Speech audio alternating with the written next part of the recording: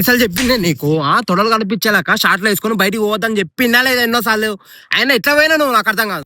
నువ్వు మా మాటలు రాక నీకు ఎన్నోసార్లు చెప్పినా చెప్తానా. ఫ్రెండ్ అయితే అయింది. నీకు ఎన్నిసార్లు చెప్పినాయి లంచతో తిరగదని చెప్పి నాకు చెప్పకు. నీకు చెప్పినా లేదా?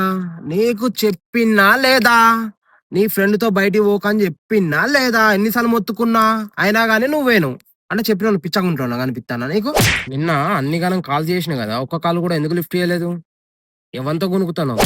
నిన్న నైట్ 10:30కి ఇద్దరం గుడ్ నైట్ చెప్పుకొని ఎవ్వరు ఆల్ ఆఫ్లైన్ అయిన తర్వాత నువ్వు మళ్ళీ ఆన్లైన్ ఎట్లా వచ్చినావు? ఎందుకు వచ్చినావు? ఎవరి కోసం వచ్చినావు?